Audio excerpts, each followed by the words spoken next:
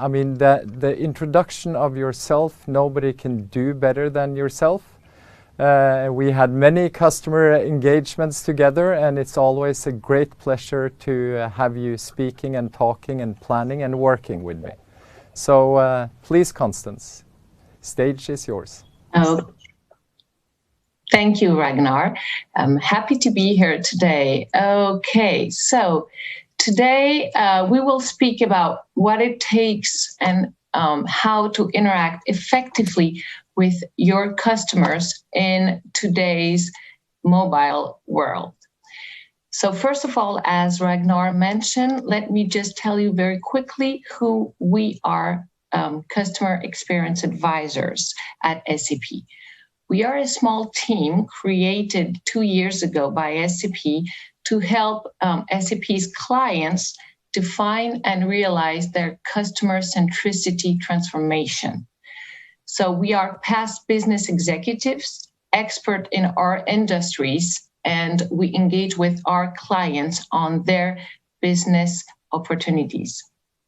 For my part, I specialize in retail, as I have been Chief Marketing Officer and Chief Digital Officers for companies such as Sephora, such as Camaïeu, Galeries Lafayette, which is the leading French department store.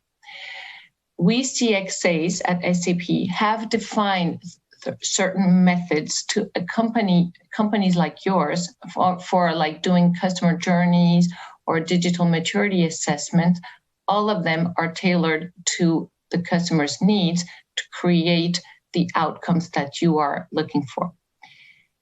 So we all know that our customers are mobile, and most of them are, obviously in the Nordics, this is even more true than in other parts of the world. The question is, what does it mean for companies like yours? Not only do you have to adapt to those new behaviors, but you have to anticipate tomorrow's needs to stay in the game. And speed is key for that, because we all know that there are one click away from changing and testing a new company. Now, why is this? This is because mobile is giving your clients all the rational information they need. So in order to make it different, you have to work on the emotional dimension of what you can provide them. And this is valid across all industries for all direct-to-consumer companies. Now, why should you work on emotions? Because not only do your clients demand and remember the experience they had when interacting with your companies, whatever the touch point, they don't remember so much the price, they remember the experience. And emotions are stronger than rational thoughts, right? So client demand this, and they demand this in real time. This is a problem for many companies, as usually there is a gap between customer expectations and the company's ability to control the quality of the experience they can deliver.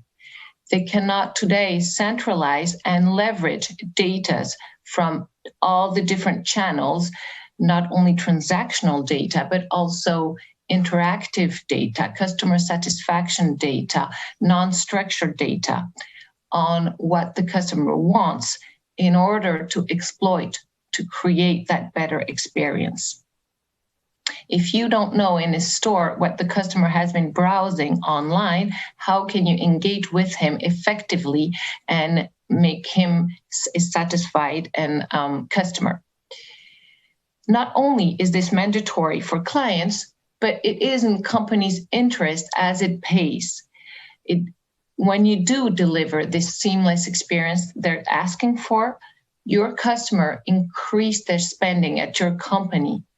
And they also increase their lifetime value, i.e. how long they stay a loyal and returning customer at your company.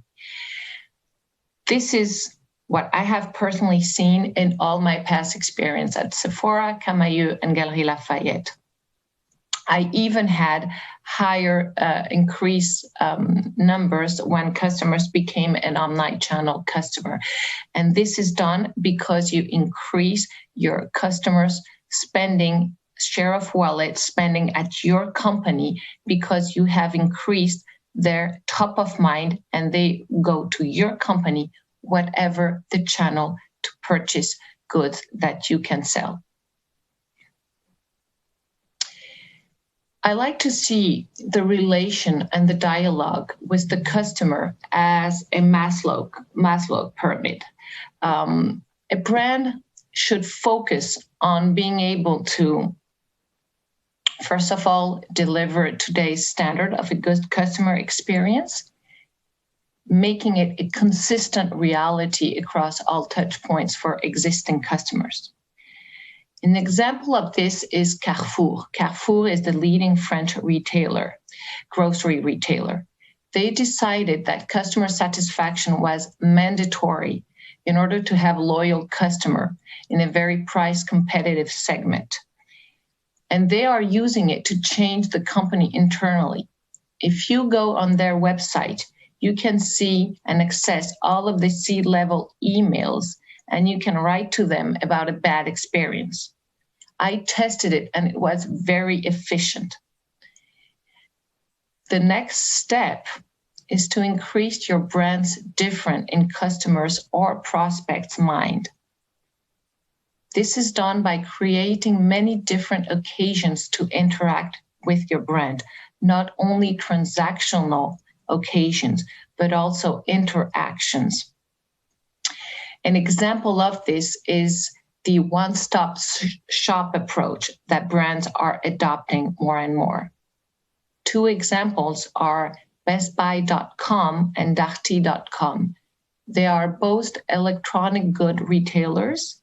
They both provide their customers with the service of repairing all of their electronic goods, even if they were not bought in their company. By doing this, they provide an end-to-end one-stop shop approach for their product category in the customer's mind. Again, creating a top-of-mind legitimacy for their customers. The last step, and in my 20-plus year of personal experience, the most game-changing one I have encountered, is connecting your customers or prospects' information in a single real-time data lake. This customer data platform actually allows you to do AI and machine learning and to understand what your customers want, but do not ask, or what makes them satisfied. For example, you will rediscover what are the discriminatory points that makes it pass or break. Because you have this critical information, you are then able to redistribute it effectively to all the touch points, but also to do all companies' departments and use it to create the emotion we were speaking about. It also allows you to anticipate your customers' needs and to have the buying department, for example, the merchandising department, and many more to act to deliver the new need on time. And we all know if we can anticipate, then we can be able to deliver when it is a reality for the mass of your customers. As I mentioned, the customer data platform is what I consider the cornerstone of a customer-centric approach, connecting all the touch points, the back office and the front office, and all of the departments. It delivers the information we all were dreaming of, we CMOs were all dreaming of, but never had up to now. You have then to use it to align with the customer's demand. It obviously starts with listening to what you have collected and what your customer is telling you in that CDP, and leveraging this to drive the internal changes. as Carrefour is doing, obviously. The next step is looking at what technical solutions or changes do you need to do. An example of this would be setting up a clienteling app in stores. Sephora has done this and very effective, and allowing employees to access critical information in time. It can be also implementing a new omni-channel service that customers are asking for in qualitative groups, but you never had leveraged it as a transformation solution. Or connecting customer care employees with store employees if necessary to have a seamless end-to-end customer care traction of what you can provide to the end client. Obviously, once you have those solutions set up in place, a key point, especially in retail, obviously, is training and enabling your employees, not only to have access to this data, but also nourishing this data, sending in back critical information on customers' reactions, customers' questions, so you can feed this data and make it even more powerful. It allows them not only to be informed, but as well as their customers to know what customers have been looking for, but also leveraging AI to suggest to the customers, because we're able to collectively get this critical information from all of the other customers to give AI-based suggestions on what the next logical product or the next logical service or the next logical benefit they could suggest to the client they are interacting with in real time. This also means that these employees should also have, because we're speaking about real-time satisfaction, a controlled autonomy to make real-time decision makings. For example, on maybe small price reduction if the client is about to leave as he sees a better price on his mobile at a competitor's, or shipping from another store the missing product that is out of stock in this store and he's asking for, or making a bundling service offer plus product. The employee has to be enabled to do this real-time reaction to keep the customer satisfied and to work on the lifetime value of the end client. Again, they need this one-stop shop approach for their client, and this is quite transformational. Again, it does require training, but it also requires monitoring. And this is why you should align your KPIs to this transformation step. What KPIs do you, as a CEO, as a CMO, as a CDO, do you focus on in store visits?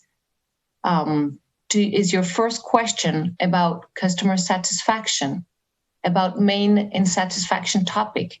Do you ask if it has improved? If you, as a C leader, ask those, you will drive that internal change and you will provide that traction and that virtuous circle continuing, and it will allow your company to keep on improving itself, connecting better with customers in the age of mobility. Ragnar, it's over to you. All right, thank you. It's almost like the Eurovision, you know, it's live from Paris, France. We gotta love this digital stuff because soon we'll all be physically meeting, which is gonna be fantastic. Thank you, Constance. I just wanted to leave you all with I mean, Constance and I, we work now, predominantly she helps me out with our Norwegian clients. But I'm in touch with 5 to 10 retailers and manufacturers here in Norway every week. And I know you are all across EMEA and Europe, Constance, sharing your background and your in-depth knowledge. But I mean, in a conference like this, you probably hear, 50 to 100 buzzwords. And I know all you retailers out there, I mean, you're just flooded with all the omni-channel, that's even an old buzzword. But I think when we approach our customers together, Constance, we sit down and we talk about their existing customer journey and their want-to-be customer journey. And then we start not mapping, looking at technology, but mapping at where are they now, where do they want to go, and then it kind of evolves by itself. And I think that strength of having your team on board and working with the likes of you and me with the, you know, software background, I'm not hiding it, I've been working in this for 20 odd years. It gives us a very good flavor and platform for discussion with our dear clients and non-clients as well.